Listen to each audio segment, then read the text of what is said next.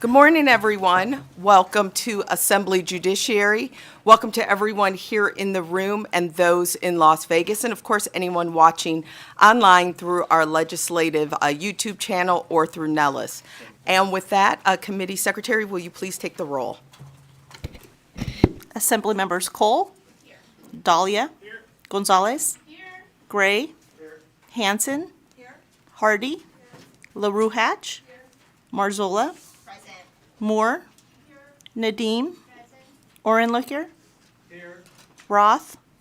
Here. Urick. Here. Chair Miller. Here. And just a few reminders before we get started. Please make sure to turn the volume down on your devices so that it's not disruptive throughout the hearings. Today we will have 3 hearings. I will be taking the bills in the order that they're labeled on the agenda. We will also have public comment at the end of the 3 bill hearings. The phone number today for anyone wishing to participate, either public comment or testify on a bill, our phone number is 1-888-475-4499, and the meeting ID for today is 872-316-65072.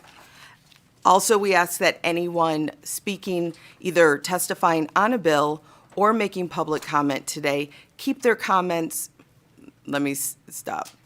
Anyone testifying on a bill or making public comment today, please keep your comments to 2 minutes each. Also, make sure to state your name and spell it the first time so we have it correct for the record. Also, for those presenting bills today, we ask that you keep your presentations to 15 minutes each. While we're up here on the dais, you will see members actively looking at their devices. They are indeed researching and communicating, but you will also see members leaving as they need to go to their own hearings on their own bills and other committees at this time.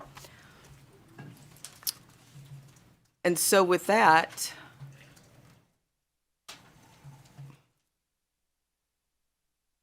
is Senate Majority Leader here? Okay, so then we'll just wait a few moments.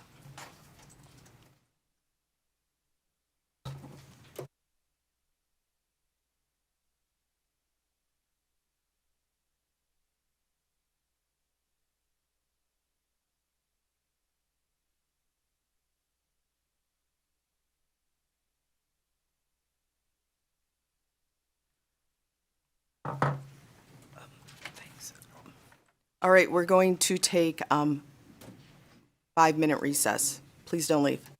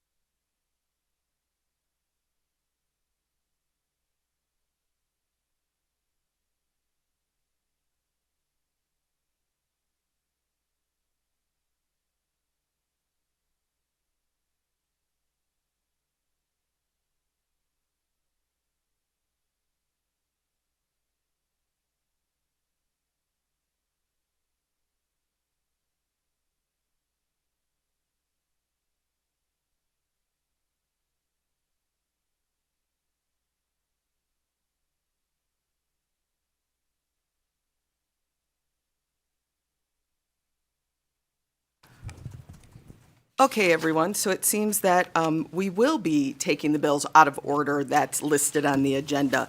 So we will go ahead and begin with Senate Bill 88, which revises provisions relating to offenders. And so with that, the bill hearing is open, and Senator Scheibel, whenever you are ready, please proceed.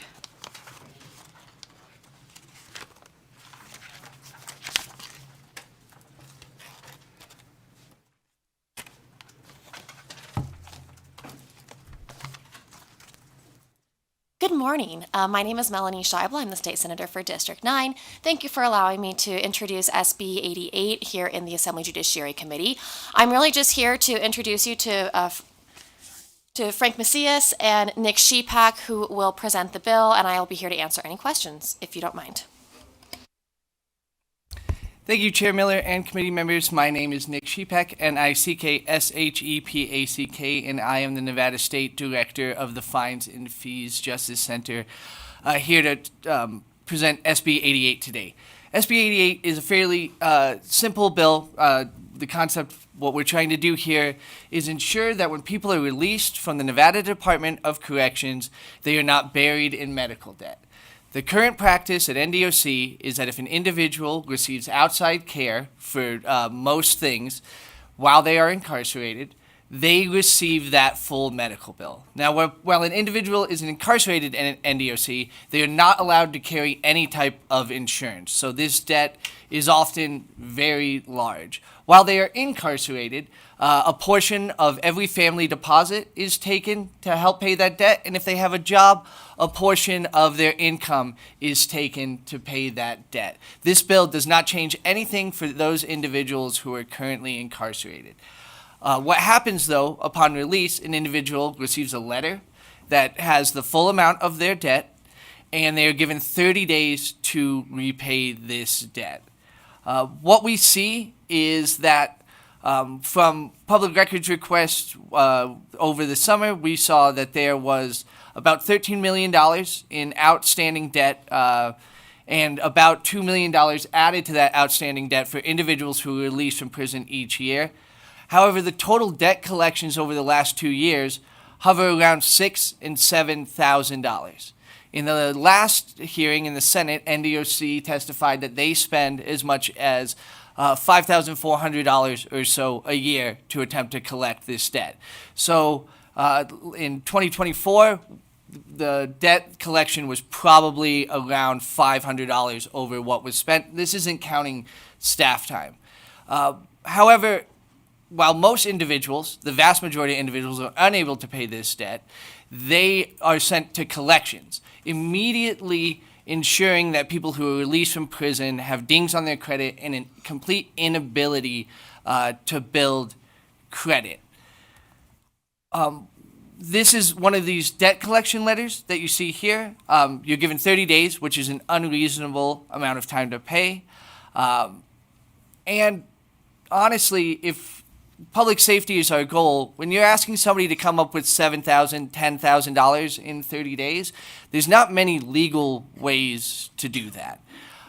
So it is not a practice that encourages rehabilitation, and it hinders people once they leave. And the best example of this one of the greatest examples of this is my good friend Frank Macias here, and he can explain it much better than I can. And I'm going to pass the presentation over to Frank so you can hear his story and see the real impact of this type of attempt at collecting debt post-release.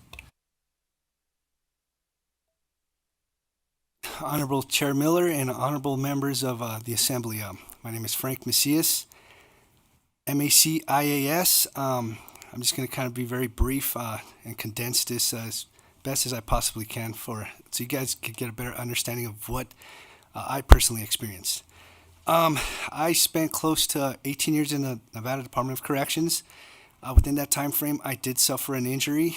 I broke a wrist. I was sent to an outside facility. I was ordered to come back within about 2.5 weeks time to allow the injury to properly heal in order to place a cast. Unfortunately, the Nevada Department of Corrections transporting back close to a month. So by then, the bones began to fuse together, and the only option that was left was surgery. They had to re-break my wrist and surgery. The Nevada Department of Corrections said, no, that's fine, just place a cast on it. 6 weeks later, I go back, and I'm left with this injury. Yeah. So here's my wrist. That's as far as that goes, and that's as far as that goes. So I was left with this deformity based on that, lack of medical treatment. Fast forward to a couple years after that, out of the blue, unbeknownst to myself, my family sends me the little bit of money that they do have, just, standard support. And the majority was taken out. I asked why. I was left with I think it was $20, $30. And they said, that's for your medical debt. And I said, well, how much is the medical debt? They said it's $8,000. I said, what? $8,000? So just like any rational human being would want to really look into it, I asked for an itemized bill. They refused to give me one because I wanted to see how this amount ballooned to such a big amount, $8,000 for a visit or 2 visits. Still got no answers. Fast forward to my release. I'm finally, I think I have close to $500 to be released with. Again, I'm surprised again. I get to the door. I believe I have $500 that I'm going to start my life over with to just kind of slowly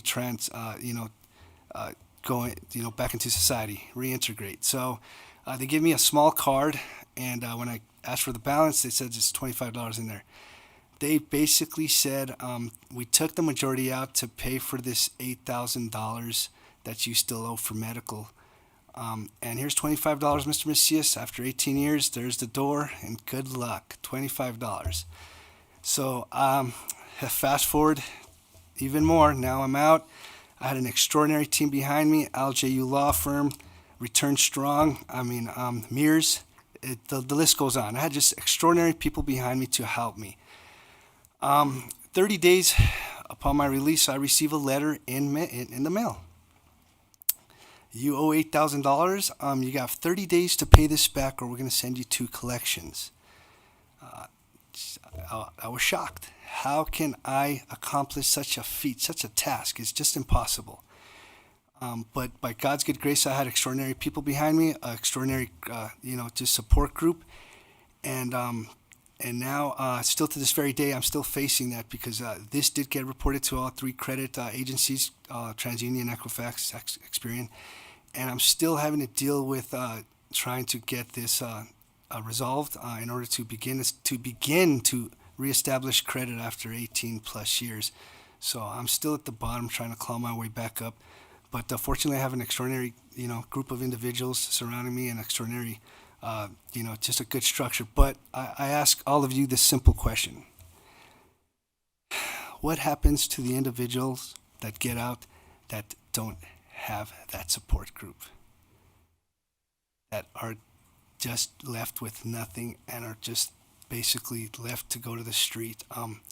The standard rational mind from an average individual being released from prison is to go back to what they used to do, and that mindset is not helpful to society. It's not helpful to individuals who are trying to reintegrate back into society and ease them back into becoming good, productive members of society. So I think with that, honorable members of the Assembly, I'm going to close, and I truly appreciate all of you for your time.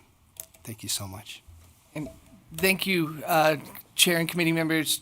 Nick Sheepak for the record. To just add a few more points. When an individual is charged as medical debt on the inside for outside medical care, it is paid in full to the provider. So the providers always are paid in full, and it comes from the Inmate Welfare Fund. The Inmate Welfare Fund is a fund that is not state funded, but is 100% funded through things like commissary markups, phone calls, the tablets now, deductions from individuals' accounts. So the money that they are attempting to collect from Frank and others goes back into a fund that was built by those same incarcerated individuals. It is not actually state funding that is covering these medical costs. It is the incarcerated individuals themselves. And I think with that, we would be happy to take questions. All right, thank you so much. We will begin, our first question will come from Assemblymember Nadeem. Thank you so much, Madam Chair, and thank you for the presentation. My question is, the thing that concerns me the most is that the incarcerated individuals, they don't have any kind of health insurance. Nick Sheepak, for the record, yes, under current law, an incarcerated individual is not eligible for Medicaid and not eligible to be on another insurance plan. So even someone who, say, is under 26, who would otherwise be eligible to be on their parents' plan, is not eligible to remain on while incarcerated. So they don't have insurance or really any income to pay these bills. Sure. So if they get sick, how they are gonna, they have to pay from their own pocket, or is there any plan that they can have? Nick Sheepak, for the record, chronic illness and things like that are covered by the department. What isn't covered are other injuries such as recreational injuries, when somebody commits self-harm, if somebody is involved in an altercation, regardless of if they were aggressor, it was an equal type of fight, all of these types of injuries. But say somebody develops cancer while incarcerated, that would be covered by the department. Or if someone has a chronic illness such as diabetes, that is covered by the department. It is these other injuries, more of the one-off type of medical visits where the individual is charged. Thank you. Thank you, Chair. You're welcome. Thank you for that. Our next question comes from Assemblymember Cole. Good morning. Thank you for this. I think this is a really interesting topic and something that we definitely need to spend some time to fix, right? And thank you for sharing your story. I'm sorry that that happened to you. So my concern is with the potential taxation, like unintended consequences, right? So according to the IRS, when there's a discharge of debt, there's almost always a taxable event to the person who's receiving that benefit. So a 1099-C cancellation of debt would be issued. So my concern is with that. So I'm wondering if there's a different way to approach the solution or to approach the problem, which would be instead of allowing lien rights where the collections happen, you don't allow that, or you defer the debt instead. And that way, that also answers the question if they were to reoffend and come back in. Thank you. Melanie Scheibel, for the record, thank you for raising this question. It did not come up on the Senate side. So we're learning about it right now, and I'm wondering if legal can weigh in here. I agree with you that generally when a debt is discharged, of course, the person who is discharging or forgiving that debt has to pay taxes on it. I'm not sure that that would apply to the Nevada Department of Corrections because it's not a private corporation or an individual. And so I'm hoping that legal might be able to weigh in here. Carly Okrent, for the record, that's my understanding as well, but I can look into it and confirm with the committee. I also don't see any legal issue with deferring the debt in the manner proposed, but that is a separate thing. Melanie Scheibel, for the record. The only thing I think that we were concerned about with a deferral or not allowing lien rights would just be to ensure that they would not affect the person's credit if the debt still remains in existence, I guess. Thank you. Our next question is from Assemblymember Hanson. Thank you, Chair. Thank you for being here, and thanks for sharing your story. So could we talk a little bit more about the fund? I think you mentioned that, so it was good for me to understand that the providers are paid for. The collection is to recoup the funds for DOC that have been expended, right? But then you said those come from, I can't remember the name of the fund. So if you could just detail a little more how that all works and what it's called. Nick Sheepak, for the record, absolutely. So we also have Russ Alfano here, who, if at some point he does this type of banking for the department.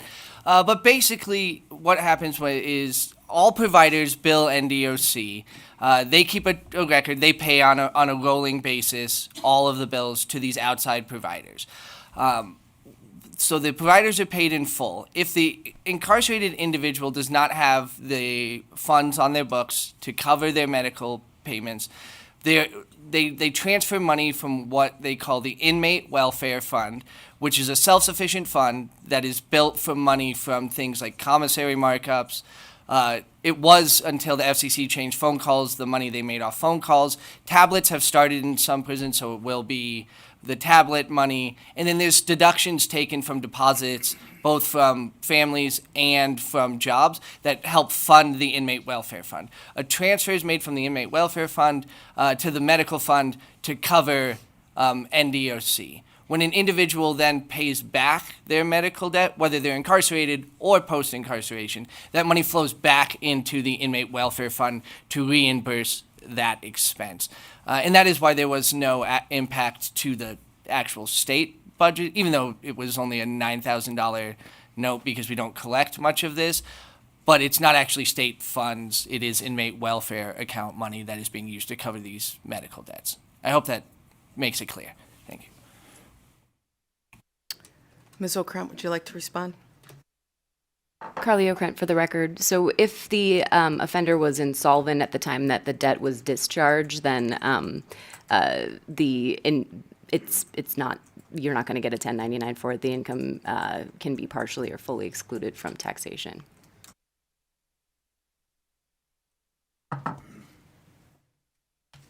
Thank you. Our next question is from Assemblymember LaRue Hatch.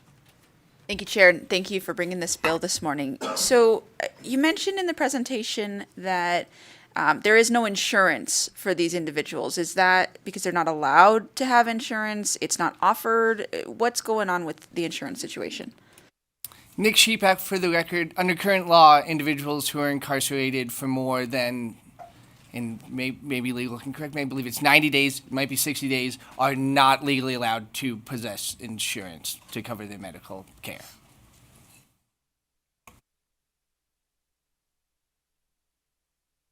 Now I have a question. Do we know, is that a federal regulation, or is that just the insurance companies saying they won't? Nick Sheepak, for the record. I'm not 100% sure on whose regulation that is, whether it's state, federal, or company policy. Okay, thank you for that, because I know with another bill I had about FAFSA, student aid, right?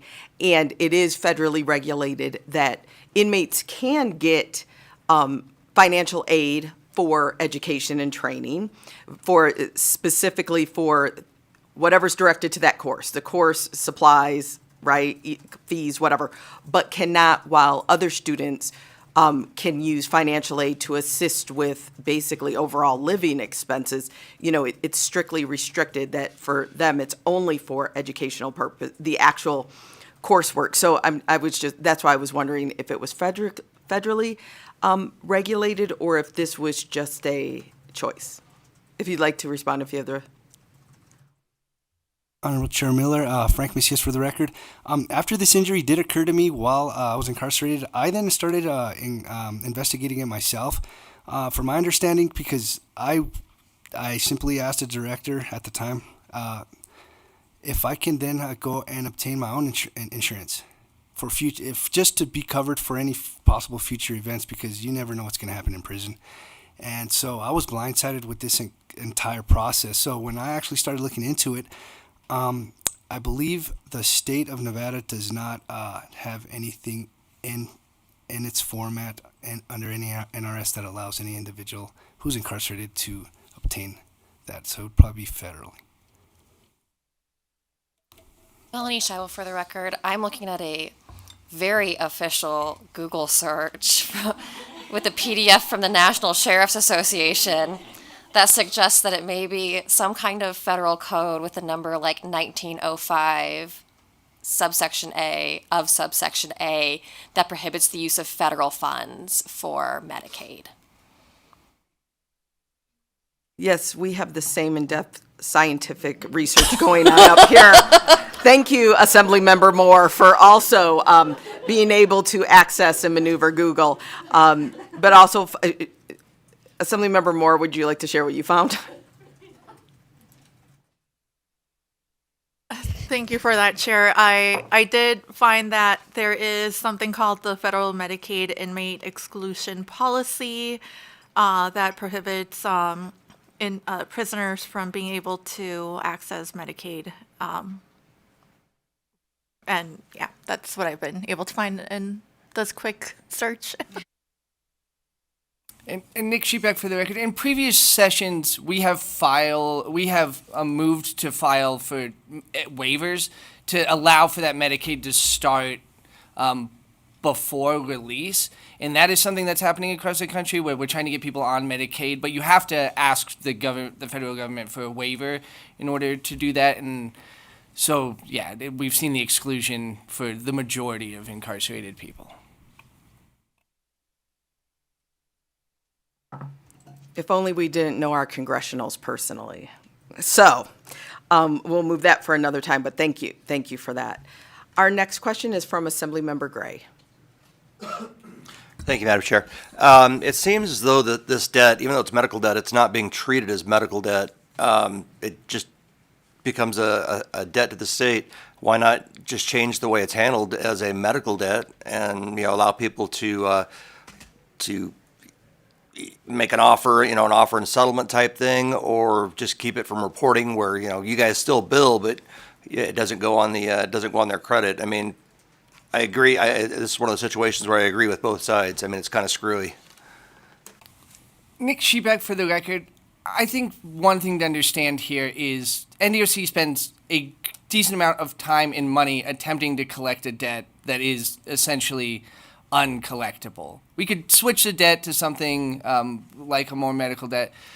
It would still be a big waste of government time for NDOC to try to collect a debt that is no more collectible if you call it by a different name.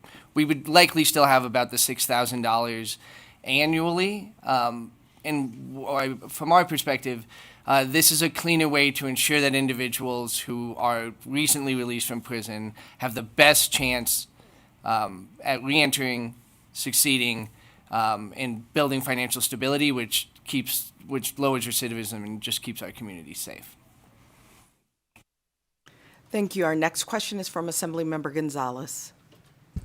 Thank you so much for the bill, and thank you so much for the presentation. I definitely agree on the policy. My question is, do you know the average time frame for folks that are able to pay their debt off, and how long that takes them? Nick Sheepback, for the record, it is our understanding that the majority of people do not pay this off. And this is somewhat anecdotal, although with only $6,000 a year or so collected, we have been able to, in some years, identify the actual individual that paid that $6,000. Often it is one person who leaves prison, has a stable family to go back to, who has the resources. They get this letter in the mail that says you owe $6,000, you owe $10,000 in 30 days, and they can pay that. And sometimes that's the only collection for a year. The vast majority of people never complete this debt. That is why we have over $12 million of current outstanding debt. Chair, may I have a follow-up, please? Yes. Thank you. And are there any caps on this debt that the department can charge people? Nick Sheepback, for the record, there are no caps on this debt. There was when Governor Sisolak was in office, they did an audit of NDOC, and they found one individual who was released with well over $100,000 in medical debt. Thank you. We know for most Americans, medical debt is the first and foremost road to bankruptcy, and how many average Americans have $100,000 or even $10,000 that they could just access right now. With the additional struggle and challenge of trying to obtain sustainable employment, that you could pay your bills off. Our next question is from Assemblymember Urick.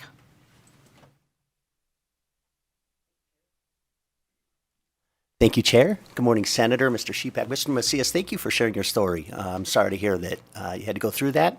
And I really like the intent of this bill. I like the idea of really allowing our offenders to get out, have a fresh start, and give them every chance to succeed and not set them up for failure.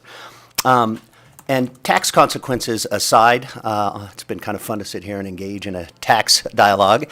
But just as a policy matter, I'm wondering if it might not also be a good balance, right, to maybe instead of fully discharging the debt, but keeping it on the books, right, and deferring it so that regardless of whatever the tax outcomes might otherwise be, that just as a matter of, as an incentive to not reoffend and come back and be on the hook for that, wouldn't that might also be a good policy balance that, again, gives them the freedom and get set up when they leave and not be burdened by this debt, but also serve as a deterrent to come back and have to reface that debt. So I'm just curious if you've thought about that policy balance. I'll take this one, Melanie Scheibel, for the record. We have thought about it, and I think this is one of those places where reasonable minds can differ. Even amongst the three of us, I think that, we were just talking about this before we came in, and Mr. Macias understands that, he expects that he would have to continue or resume paying that debt if he were to be reincarcerated. He has many other reasons he will not be reincarcerated. But, that certainly it factors in when a person who is released thinks about trying to avoid going back.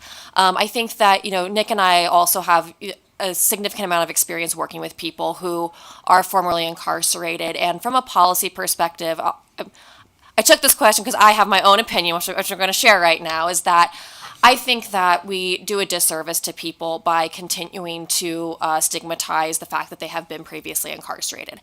I think that it is hard enough when somebody leaves the prison gates with $25 on an EBT card, or the equivalent of an EBT card, to find employment, find housing, reconnect with their family, that the more barriers that we put up, the more we tell them, you're unemployable, you don't deserve health care, and you still owe the state $6,000. I don't think we incentivize them not to reoffend. I think we actually feed into that mentality that once you're in the system, you're never getting out. And so I think if we can really remove those shackles, both literally and figuratively, to say, once you are released, we say it all the time, your debt to society has been paid. And so I think that should include financial debt. People should be able to walk out of the doors and really be free and be able to start over. But your point is well taken. I do understand that it would be a deterrent, but I also think it's important to remember that the medical debt isn't accrued because of bad behavior or because of choices that people make when they're incarcerated. They happen because people tear an Achilles heel playing basketball, or sometimes they're even the victims of violence in the prison and end up having to be taken outside of the facility for medical care.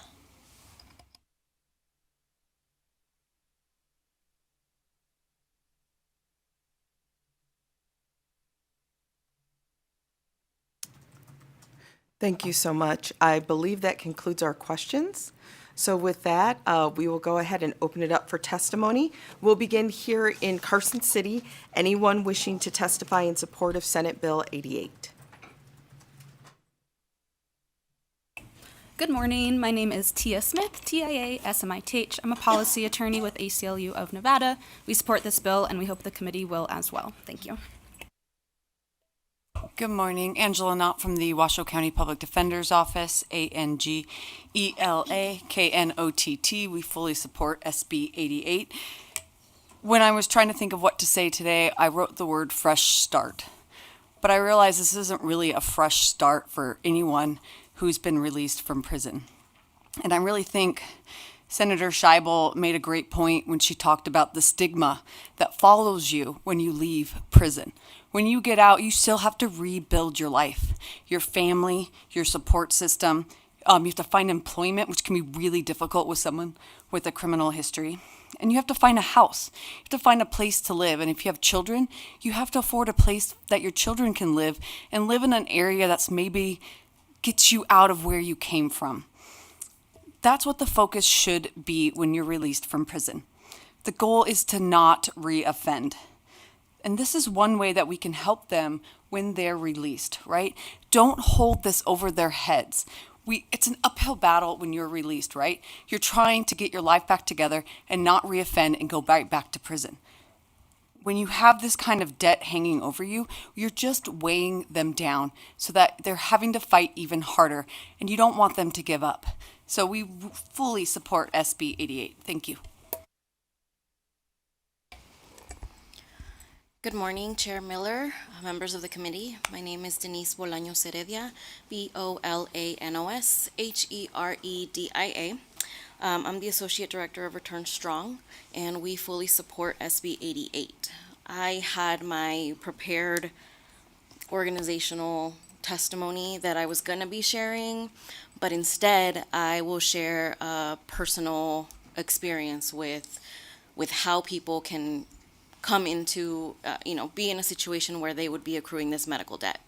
In October of last year, of 2023, my husband at the time was found in a pool of his own blood in his prison cell. He had opened up his veins and tried to commit suicide.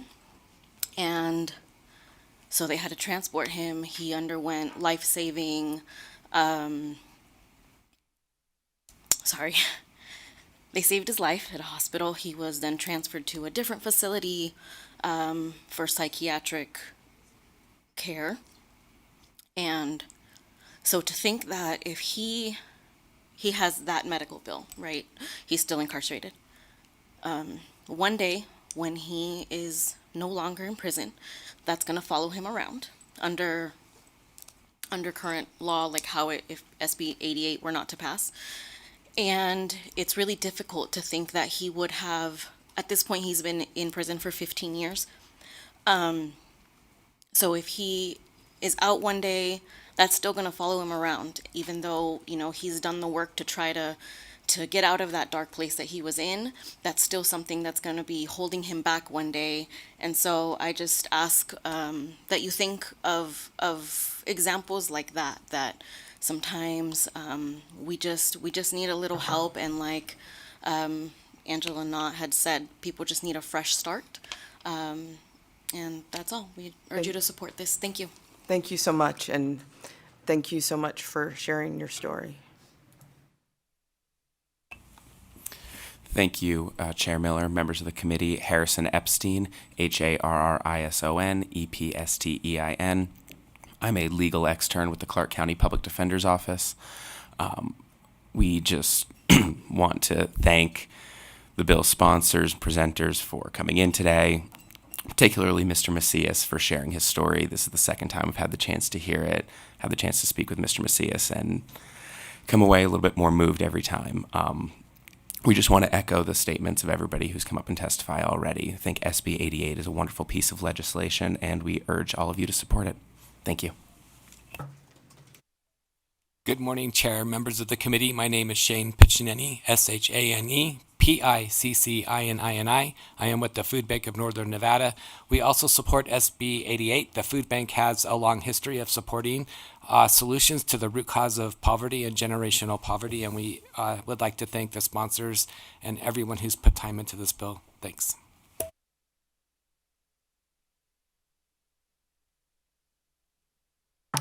Is there anyone there in Las Vegas that would like to testify in support of Senate Bill 88? Not seeing anyone. Broadcasting, will you open the lines? If you would like to testify in support of Senate Bill 88, please press *9 now to take your place in the queue. Again, if you would like to testify in support of Senate Bill 88, please press *9 now. Tanya Brown, TONJA, BROWN, Advocates for the Inmates and the Innocent.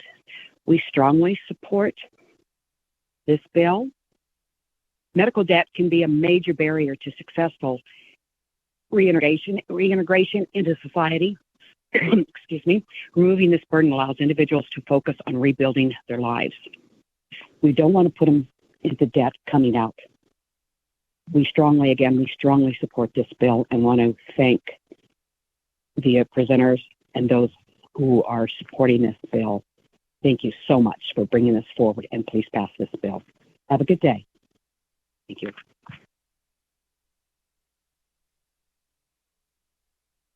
Next caller. Good morning. My name is Ashley Shedd, SHEAD. I'm speaking today in strong support of SB 88, and I'm urging you all to support it as well. Right now, medical debt traps people in a cycle of financial instability the moment they return home. This burden makes it harder to rebuild their lives, find housing, and secure employment, ultimately undermining rehabilitation and successful reentry. On top of that, NDOC spends nearly as much money trying to collect the debt, which is a poor use of public funds. Resources that could be better directed towards programs that truly reduce recidivism, like education, mental health care, and job training, which the NDOC is desperately lacking right now. Also, my loved one has been incarcerated for over 20 years, and if he were to come home, I can't imagine the medical debt that he would be in from getting attacked on the tier for being escorted to visit and the wrong people being left there, from a freak accident, falling and busting his head open and requiring staples, from just ailments like arthritis that he's getting, aging, and things like that. So it's a smart, compassionate, fiscally responsible step forward. Please vote yes. Thank you. Thank you. Next caller.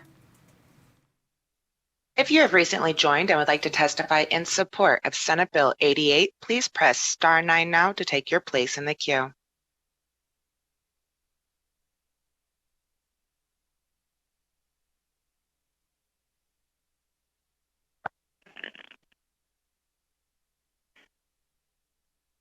Good morning. My name is Nicole Williams, Williams. I have a loved one that is incarcerated, and I am also on the board of directors with Return Strong. I fully support this bill and urge you to do so as well. It is challenging enough for individuals when they are released to obtain employment, housing, and to reintegrate into society. Having a medical debt should not be part of the reentry process. Thank you.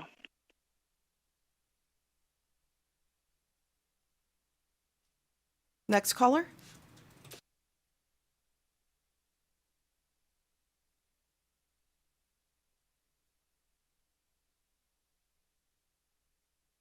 Barry, it appears that a caller has dropped from the queue. We have no other callers wishing to provide support testimony at this time. Okay, thank you so much. Then I will open it up for opposition testimony, beginning here in Carson City. Not seeing anyone. Not seeing anyone approach in Las Vegas. Broadcasting, will you open the lines for opposition? If you would like to testify in opposition to Senate Bill 88, please press star 9 now to take your place in the queue. Again, if you would like to testify in opposition to Senate Bill 88, please press star 9 now. Chair, there are no callers wishing to testify in opposition at this time. Thank you. Then I will open it up for neutral testimony. Not seeing anyone here in Carson City.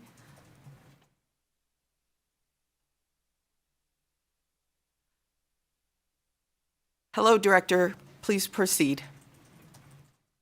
Yeah, thank you, Chair Miller and members of this Judiciary Committee. I'm James Zarenda, DZ, URENDA, and I'm the Director for the Nevada Department of Corrections.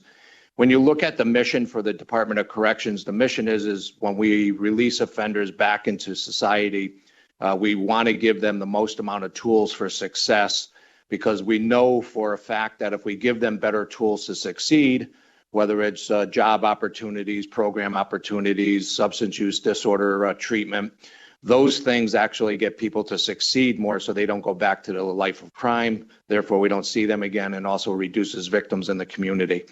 So I do understand, when they leave the prison system, when you carry a debt, the collection of that debt does do the opposite of what our mission is, with helping them to be able to succeed. Difficult for someone to get, whether it's a car loan, whether it's an apartment in most places, whether it's even a job opportunities. A lot of them check for, credit checks. That does hinder their process to be able to be successful, which actually brings out them to possibly go back to the life of crime. When they're in the prison system, a couple things that were brought up. First of all, Medicaid.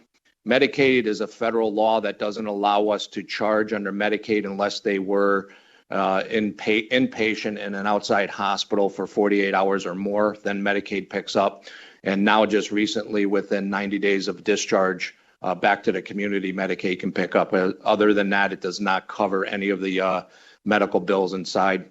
Also, we do not allow any personal insurance to be utilized while incarcerated. They are under the care and custody of the state, and it does not allow them to actually utilize medical insurance, even if they had it.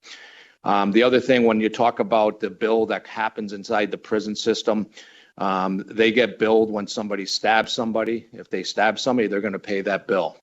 If they assault somebody and cause injury, they're going to pay that bill.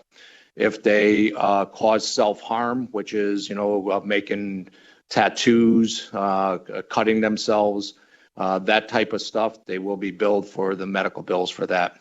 Otherwise, all the chronic care for any offender, the state pays for that, and the Department of Correction picks up the tab. Thank you. Thank you, Director Zarenda. Director Zarenda. And we're like on a delay because it keeps kind of freezing down there a little for a second. But just and I already left. No, just kidding. Well, we did see that part. We saw that part, and you froze mid-return. But you mentioned that inmates are not able to carry their own private insurance, and so is that due to Nevada state law or federal regulation? That would be another legal question. Oh, James Arena for the record. I don't know where that comes from, and I thought it was always because they're in custody and care of the state. They're not in custody of themselves or their families anymore, and it reduces the ability to use insurance. And I have no idea if that's different from the jail system here as well, but I'm not sure if that's state or federal. I just know the Medicaid falls under the federal guidelines. We'll have Ms. O'Krent respond, and I definitely hope it's different than jail because that is so temporary, or can be. Carly O'Krent for the record. It appears as if the state version of Obamacare also includes that prohibition for jails or prisons. Okay. Thank you for that. All right, thank you, Director. With that, is there anyone else wishing to testify in neutral? Not seeing anyone in Las Vegas broadcasting, will you open the lines, please? If you would like to testify in neutral for Senate Bill 88, please press star 9 now to take your place in the queue. Again, if you would like to testify in neutral for Senate Bill 88, please press star 9 now.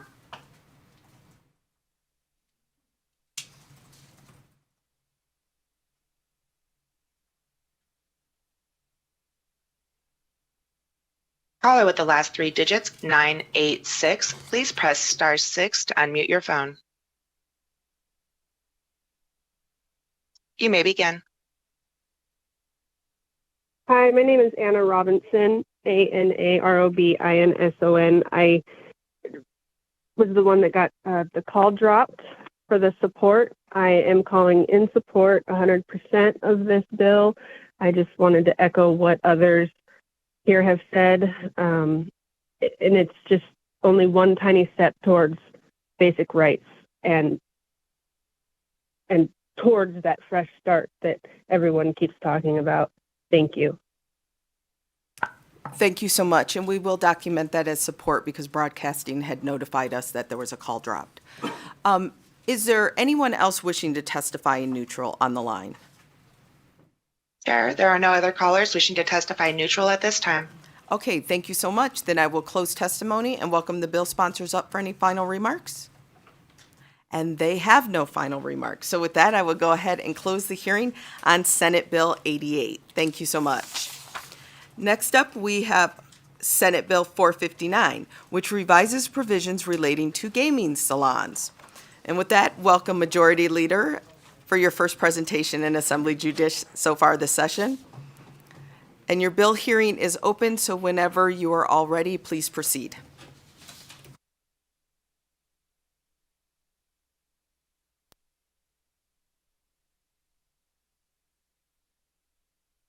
Thank you, Madam Chair and members of the committee. My name is Nicole Canizaro, and I represent Senate District 6 in the northwest portion of the Las Vegas Valley and serve as your Senate Majority Leader over in the Nevada Senate.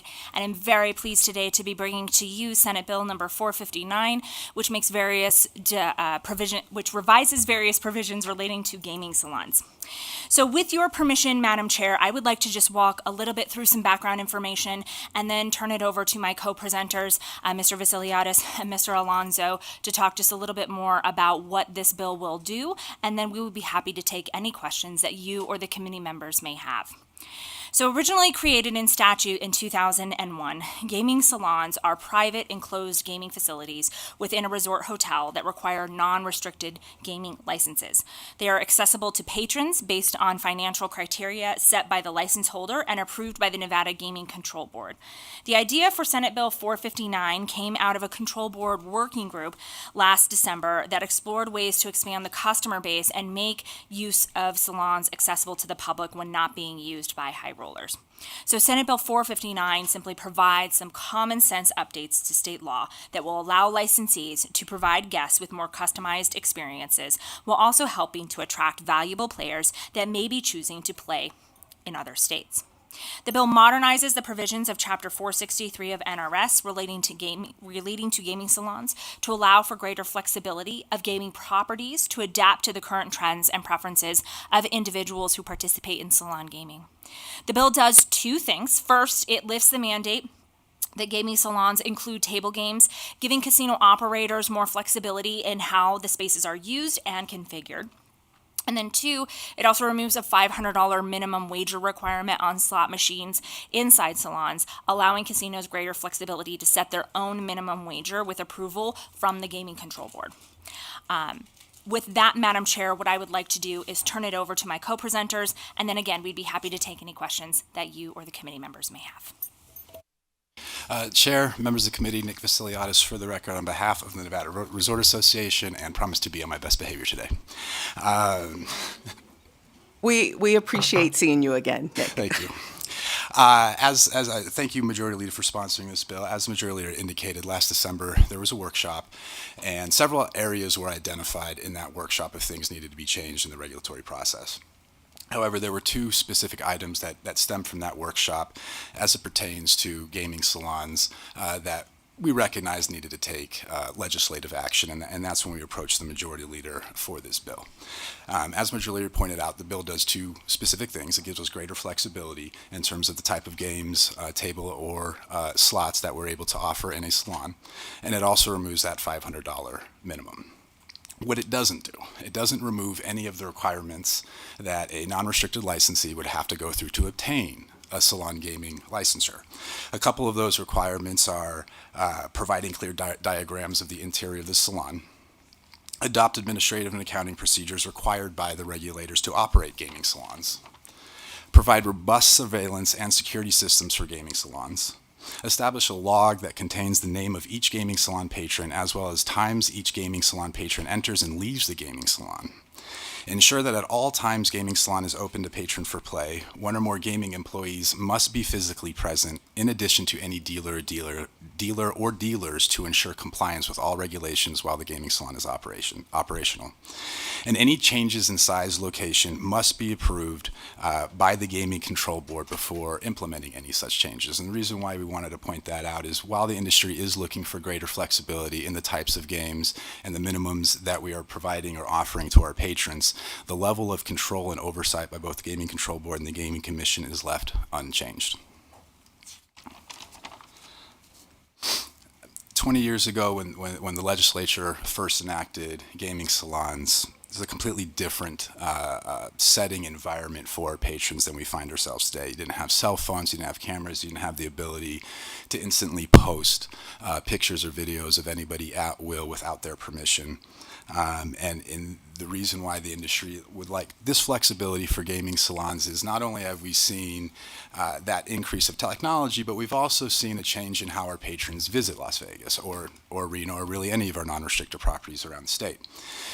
In the past, you typically would see celebrities, A-listers, whales, if you will, come through, and they would typically game by themselves or maybe with a friend or a partner or a colleague of some sort, but it was very private. It was typically very limited to one or two folks. What we've seen in the last few years is that entourage effect, right? And so they're coming with their brothers, their sisters, their aunts, their uncles, teammates, family members, trainers, et cetera, et cetera, et cetera. And that's where that $500 minimum really comes into play is, yes, we were chasing whales for so long, but, or those giant sharks, but as you've seen on those documentaries, there's always minnows that follow those big whales around. And so we want to make sure that as those whales or as those A-listers are coming through, that we're also able to cater to their entire group that is coming through the property because, quite frankly, is the gaming salon itself the major revenue driver? Not necessarily, but is everything else that they're spending money on while they're on property the major revenue driver? Yes. And so we want to be able to expand the operation, provide flexibility on the type of operations that were allowed in these gaming salons to give our patrons the flexibility that they want so they can really enjoy their experience. One thing, Chair, that you had asked when we were meeting that I wanted to follow up with but was unable to get to before the hearing was this idea of whether you could turn your own suite or your own room into a salon. And the answer to that is no. Now, there is kind of a caveat. We will at times use suites for salons, but those suites have been stripped of anything that's inside that would be considered a room, beds, couches, whatever. The reason why we would like this, the reason why we do this, or some of the properties do this, is the views, right? I mean, the suites are on the top floor. It can be a little bit of a cooler, more enjoyable experience to have that, 360 view versus maybe being in a private room somewhere else. And so per regulation, Chair, you cannot have a gaming salon attached to a room. It cannot be adjacent. So even when we do it in a suite, we strip everything out of it, and it is also a standalone. It's not connected to anything else. So we're still in full compliance with the regulation. And so with all of that... but before you go further, could you just explain why? Because even before this bill, I didn't know the term was salon, right? I just thought it was VIP room, and we see these settings in movies, so we have a different impression. But could you explain why, per regulation, why those rules are in place when it comes to stripping the room and not attaching, and the security that the casinos have, those strong processes and security, and even when it comes to staffing in place? I hate to pull this move, but I think I was 12 years old when those regs first went into place. So I'm going to pitch this one to Mr. Alonso. Good morning, Chair Miller and members of the committee. For the record, I'm Michael Alonso. I'm here on behalf of Caesars Entertainment, and I want to first thank the Majority Leader for sponsoring this bill. And the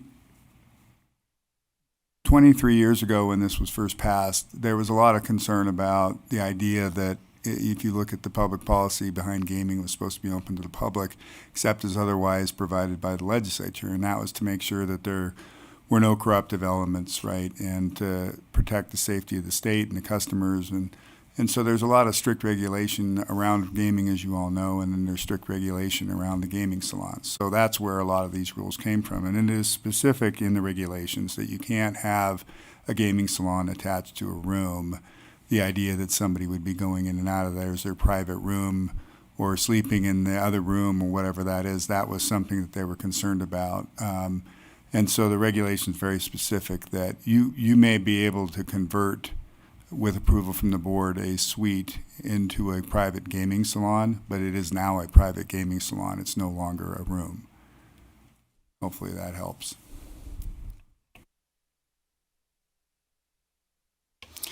So I guess in brief closing, again, it does those one of two things. It provides the industry greater flexibility to offer patrons what they're really looking for. Some folks prefer table games, some prefer slots, some prefer both.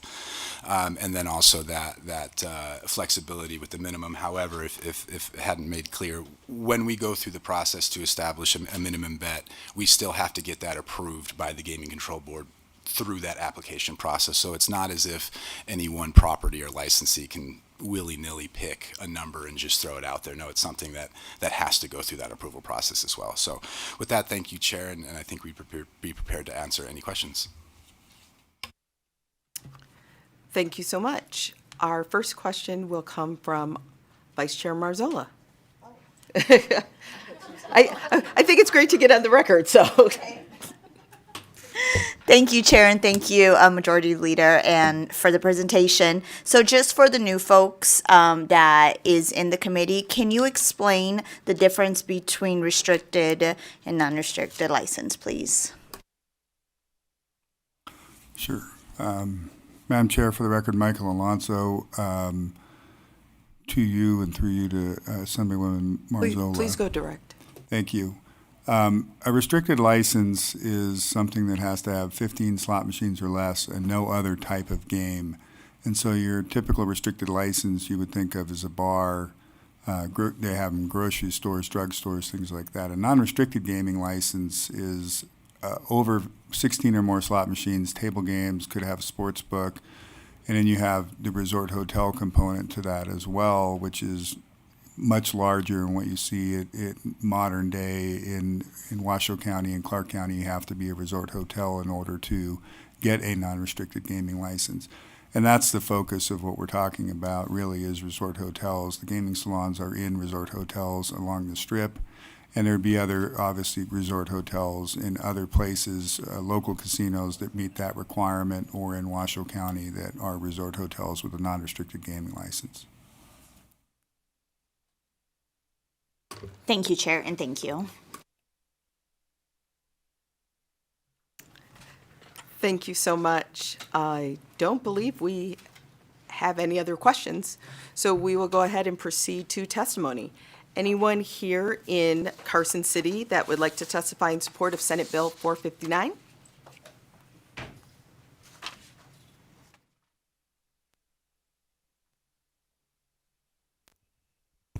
Good morning, Madam Chair and committee members. Scott Gillis for the record, Gilles, with the Griffin Company on behalf of MGM Resorts International today.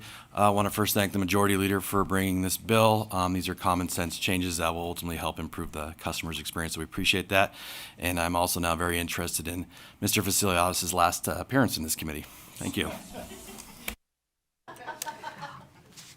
As always, we got the job done and the bill passed. So, anyone else here in Carson City wishing to testify in support? Okay, we will move down to Las Vegas. Thank you, and good morning, Chair Miller and Vice Chair Marzola. My name is Virginia Valentine, Valentine, with the Nevada Resort Association. I don't have much to add. The presenters did an excellent job. I do want to take this opportunity, though, to thank the Senate Majority Leader. As you've heard, this bill will provide more flexibility, allow us to offer a variety of games, appeal to customers maybe we're not having here yet. So in all, I think it's good for the licensees, it's good for the state, and we urge your support. Thank you very much. Thank you. Is there anyone else there in Las Vegas that would like to testify? Not seeing anyone? Broadcasting, will you open the lines? If you would like to testify in support of Senate Bill 459, please press star 9 now to take your place in the queue. Again, if you'd like to testify in support of Senate Bill 459, please press star 9 now. Chair, there are no callers wishing to testify in support at this time. Thank you. Then I will open it up for testimony in opposition. Not seeing anyone here in Carson City or in Las Vegas. Broadcasting, will you open the lines, please? If you would like to testify in opposition to Senate Bill 459, please press star 9 now to take your place in the queue.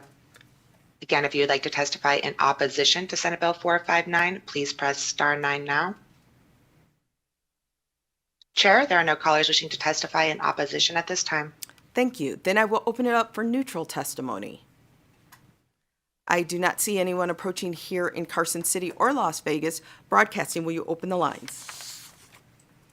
If you would like to testify in neutral for Senate Bill 459, please press star 9 now to take your place in the queue. Again, if you would like to testify in neutral for Senate Bill 459, please press star 9 now. Chair, there are no callers wishing to testify neutral at this time. Thank you so much. Then I will close testimony and welcome the presenters up for any final remarks. Okay, not seeing any final remarks, then I will go ahead and close the hearing on Senate Bill 459.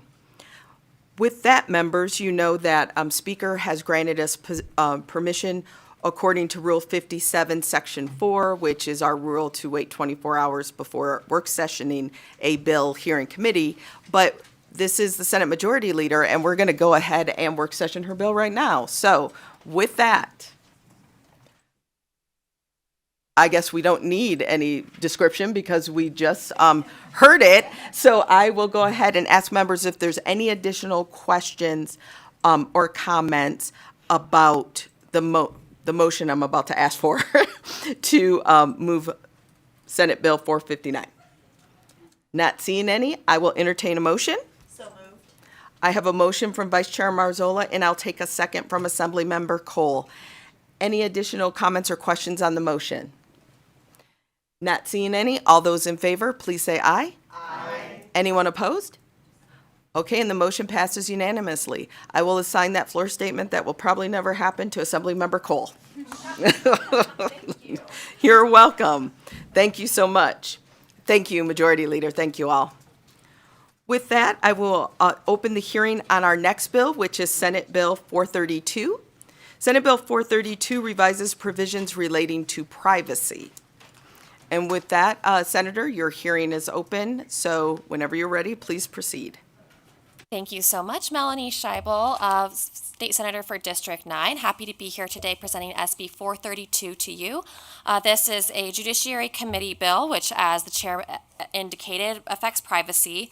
SB 432 is about family court proceedings, and I did submit maybe the record for latest amendment to a bill. Doubtful. There's still a week. Because it just came out of finance this week, and we voted it on the floor. So you do have an amendment, or maybe you have an amendment in front of you, conceptual, that makes some small changes to a little bit of the wording. But I'm going to give you a kind of a big picture first, that is true with and without the amendment, which is to say that the purpose of this is to address the recent Falcone decision by the Supreme Court. In the Falcone decision, the court actually found one of our statutes, NRS 125 point, it's the one that we're repealing, 080, to be unconstitutional. So we really couldn't go forward without doing anything, because then we would have nothing in statute regarding how we're supposed to, or how a court is supposed to handle requests for privacy and requests for openness in family court proceedings. And when we're talking about family court proceedings, we're generally talking about divorces, child custody, and parentage issues. There can be other types of hearings, of course, in family court, but those are the general issues that we're talking about. And so what SB 432 purports or proposes to do is to introduce a balancing test that says that we will presume that these hearings or these proceedings are open. We understand that, everybody has the right to a public trial in a criminal case. The law on civil cases is less settled. We understand that the rights of free speech in the First Amendment also include the rights of the free press, which requires that they have access to governmental proceedings. And so there is a presumption of openness in all of these proceedings. However, family court proceedings are not criminal proceedings, and family court proceedings do bring up special and different privacy concerns for the parties involved, as well as people who are not parties to the litigation, particularly children. And so what SB 432 says is that any party, so either person who, let's say, for example, in a divorce, either parent, counsel for either parent, or the court itself can make a motion to close part or all of the proceedings to the public. In order to close those proceedings, the court has to make a finding that this serves a compelling interest. And so courts have recently upheld a compelling interest in sparing people from embarrassment, physical and emotional harm. There could be other compelling interests. Privacy interests are certainly among compelling interests. And so I'll just walk through the bill briefly to explain how this kind of works in practice. So Section 2 defines the family law proceeding. Section 3 defines or explains how a court can close a proceeding. Subsection 2 specifies, and I'm looking at the amendment, so I'll also address some of those issues. Subsection 2 says kind of like I just mentioned, a court can close a proceeding if it serves a compelling interest. They can also close just a portion of the proceeding. That's what the amendment says, is that, if you have a long divorce case, you might have numerous hearings. The court doesn't have to make a blanket decision to close or open all of them. They can say the hearing on October 15th, where we will be discussing child custody, will be closed, and then leave the hearing open on November 15th, where they're discussing the disposition of the mortgage. Subsection 3 identifies the factors that the court is to consider when determining whether or not to close a proceeding or a portion of a proceeding. We added in subsection A for the presumption of openness because although it is already indicated in subsection 1, I think it was important from a policy perspective just to include it in the considerations so that there's an appropriate balance. The second consideration is the best interest of the child. This standard is utilized frequently throughout our legal system. It's utilized in a lot of guardianship and custody cases. So best interest of the child is a term of art to do exactly that, do what is best for a child. It also includes, they're also supposed to include whether failing to close the hearing would likely lead to the violation of a law. Think of HIPAA. If not closing the proceeding would likely violate HIPAA.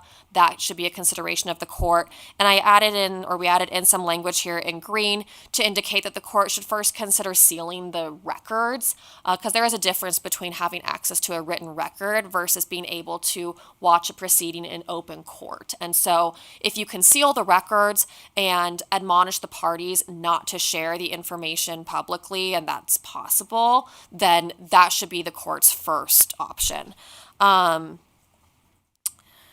Subsection C would become subsection D. I missed that one. And that goes back to what we were talking about before. In addition to the general best interest of the child, courts have found that suffering undue embarrassment and any other physical or emotional harm is a compelling state interest. And then subsection 2, of course, is the right of privacy. Subsection 4 is what the court has to do when it makes this decision. It has to actually, the purpose here is to require the court to actually issue a finding. So something in writing that says that there was a substantial probability that a compelling interest would be harmed without closure, and that there were no alternatives to closure, and how the closure is narrowly tailored to protect the compelling interest. So, for example, that would be something like a narrowly tailored decision would be closing part of the hearing and not the whole hearing, sealing the record but not the hearing. It could even be, judges have a wide range of discretion. It could be allowing the judge to open the proceedings but not allowing people to record it or something like that. And then in subsection 5, it describes what the court's supposed to do if it does decide that it's going to close a proceeding. And what that means to close it, because we don't have a single definition of what a closed proceeding is. So as it describes in subsection B, that means that the only people who are allowed in are officers of the court, the parties, counsel for the parties, the witnesses, and basically immediate family members. And all of that is subject to subsections 6 and 7, which are basically the two opposite sides of the same coin. Subsection 6 says you can still exclude any of those people in subsection B upon a motion, and subsection 7 says you can include somebody who's not listed in that list in subsection B upon a motion. Subsection 8 clarifies that a person who is allowed to be at the proceeding is not also allowed to record and distribute it, except as agreed by the parties. And if they violate that agreement, they have to cease and desist from the conduct and remove that video or recording from public access. Section 4 Section 3 related to the hearings and proceedings themselves, so generally hearings or trials. Section 4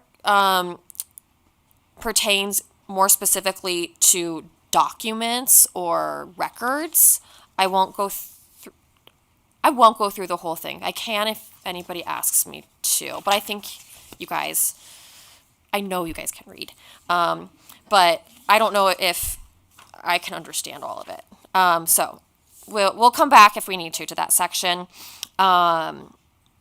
Subsection 4 indicates that the court can unseal a record. This is important because, again, you have to kind of remember that in a way we're starting from scratch here. If we're repealing the current law because it's unconstitutional, we got to set up this whole system. And so the court can unseal a record if, they previously decided that a child's, mental health diagnosis was supposed to be sealed because that's nobody's business. And now, we're 6 months into a divorce proceeding and there's another party who needs access to that information in order to make some kind of determination for good cause that can be unsealed and shared with another party. And in order to have those documents unsealed, that's what Section 5 indicates. The person who is seeking the unsealing has to show that that it's not what they're seeking is not confidential by law. They're not seeking to violate HIPAA, anything like that. Subsection C says that they have to explain what their interest is in opening the records, but it leaves the discretion up to the judge to determine whether or not they will allow that record to be opened. The statute does not indicate in this instance what the amendment does is it removes not the standards, but is less prescriptive for a judge. Instead of telling them that these are reasons that it's okay to unseal a record and these are reasons that it's not, it leaves it up to the judge. So the person has to give a reason, but it's up to the judge to determine whether that reason is legitimate, whether that reason is acceptable, whether they will accept that reason. And of course, they cannot unseal a record where, again, that would create a substantial risk of undue embarrassment, physical or emotional harm. And then Section 5 is kind of a backstop, I would say, of this statute to say that if all of these other safeguards fail and somebody accesses somebody else's private information through a family court proceeding and then publishes that private information, they can be charged with a Category D felony. And that concludes my presentation. I'm happy to answer any questions. Thank you so much. We will start questions. Our first question is from Assemblymember Cole. Good morning. Thank you for this. I actually went and I pulled that case, so it was very, very interesting constitutional reasoning, so I liked it.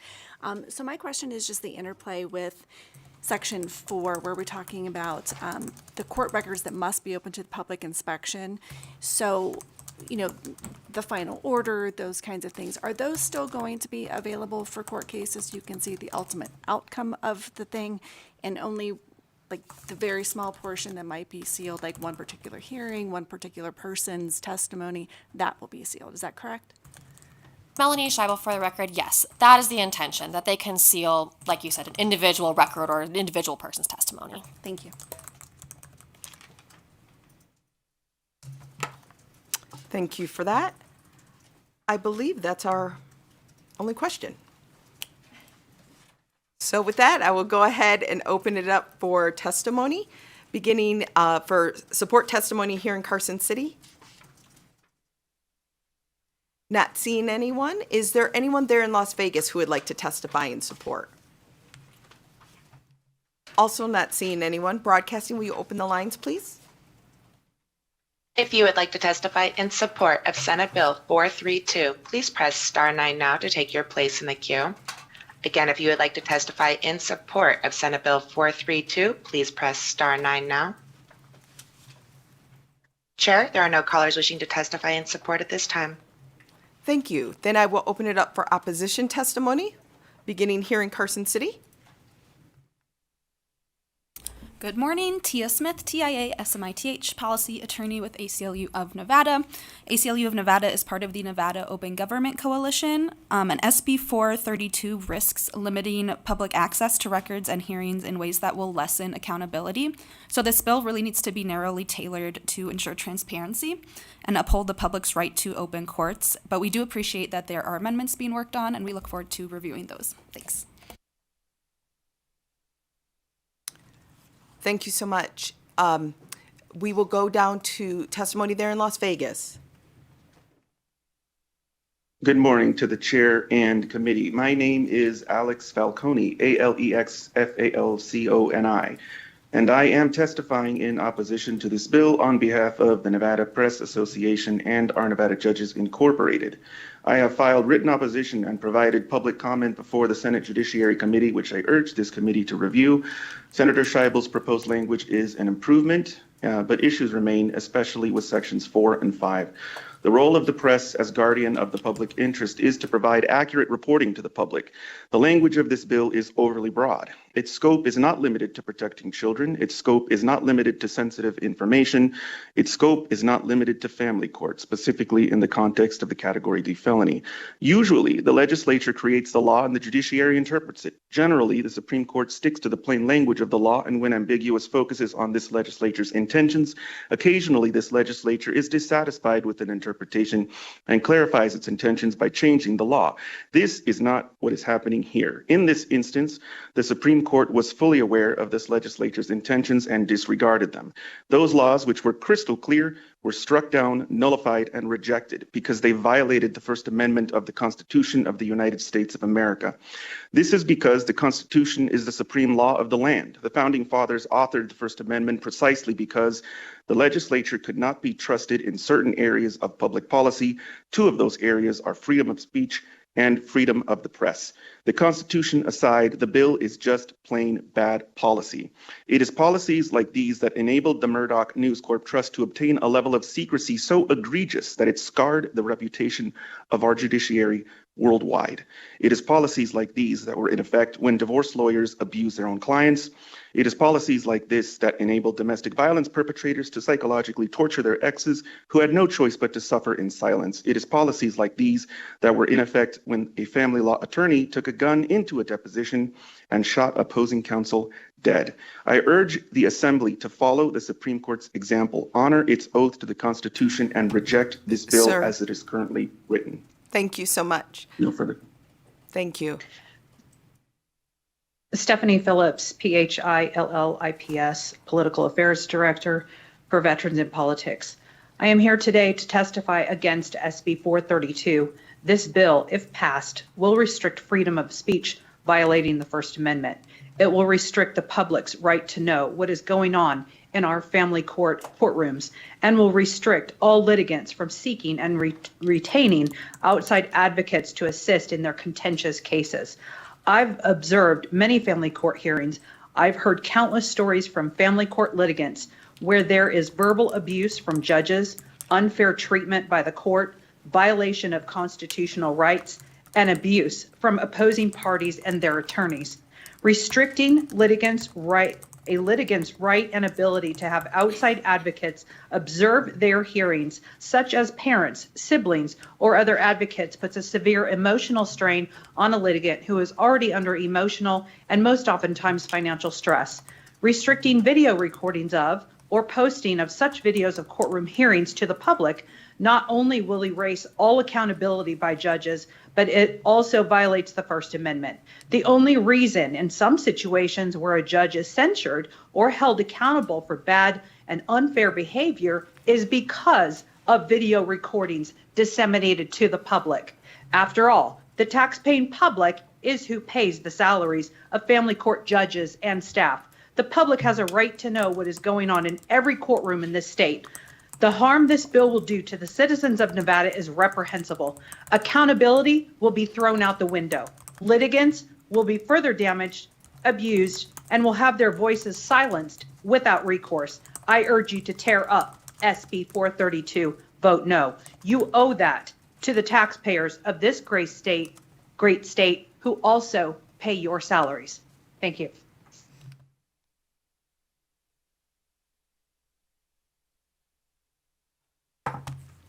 Thank you. Is there anyone else, not seeing anyone else in Las Vegas? Broadcasting, will you open the lines? If you would like to testify in opposition to Senate Bill 432, please press star 9 now to take your place in the queue.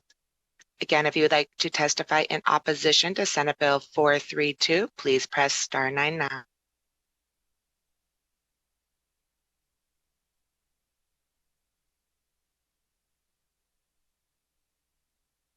Chair and members of the committee, this is Cody Gamble for the record, CODYGAMBLE.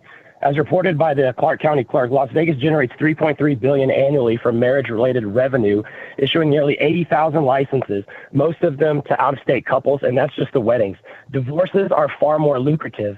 This is not a one-day event. It's a machine with filings, motions, mediators, GALs, forensic accountants, and in contested custody cases like mine, tens of thousands of dollars per family. And that money all flows to the courts, private firms, and court services.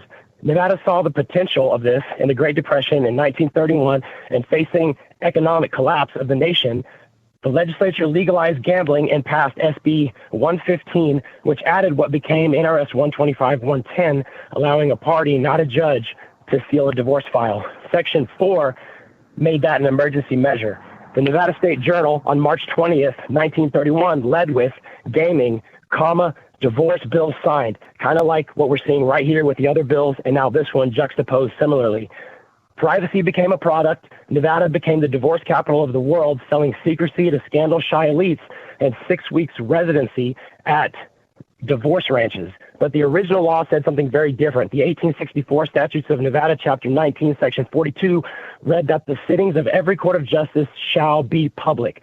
Section 43 gives judges, and only judges, narrow authority to close a trial. That law passed as Nevada was first tracked into the Union to help Lincoln, a Republican, win re-election and ratify the 13th Amendment abolishing slavery. It was rooted in transparency, courtroom control, not concealment.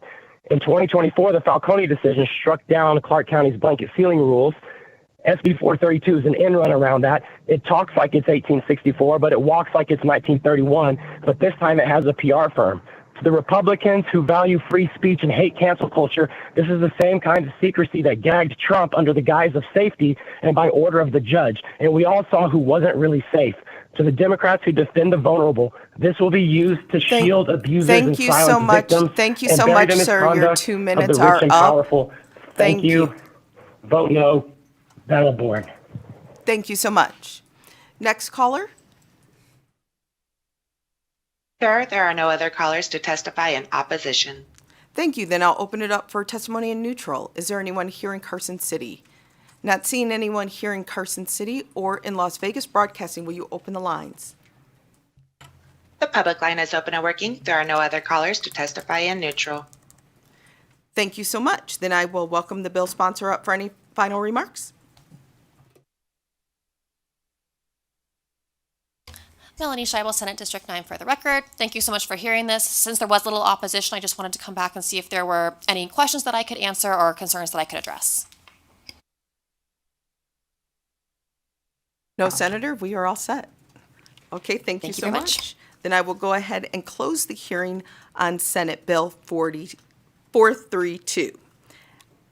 Everyone just hang tight for one moment, please.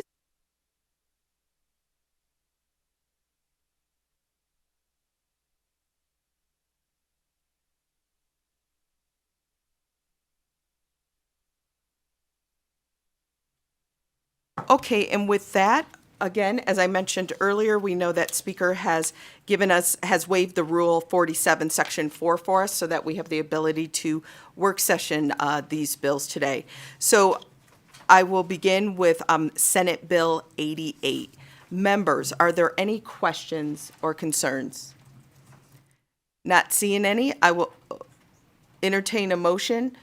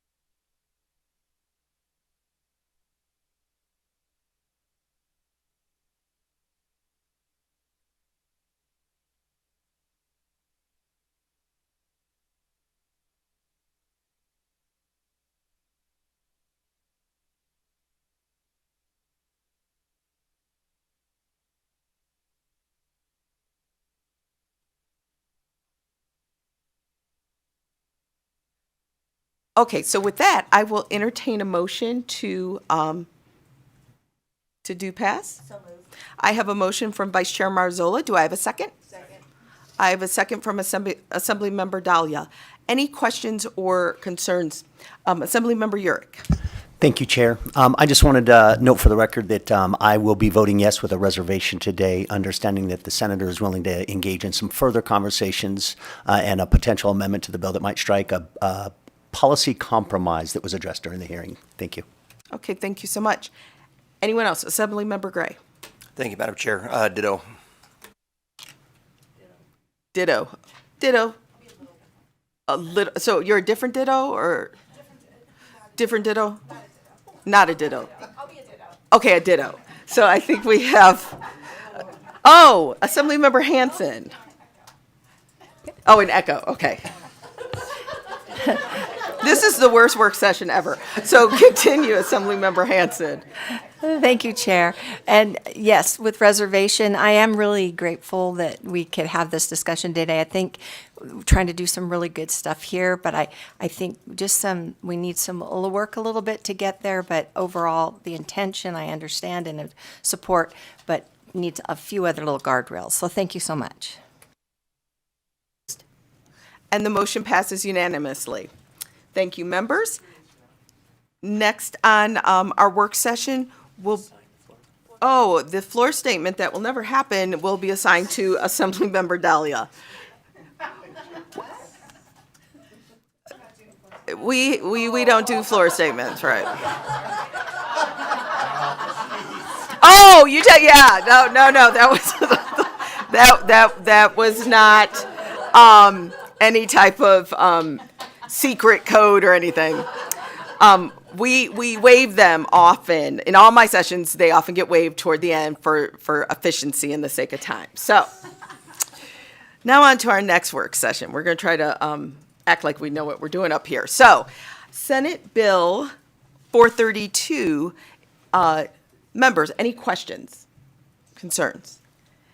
Not seeing any, I will entertain a motion to amend and do pass. Thank you. I have a motion from Vice Chair Marzola and a second from Assemblymember Moore. Members, any questions, comments, dittos, different dittos, echoes, anything?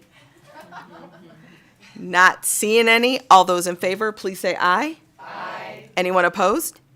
And the motion passes unanimously.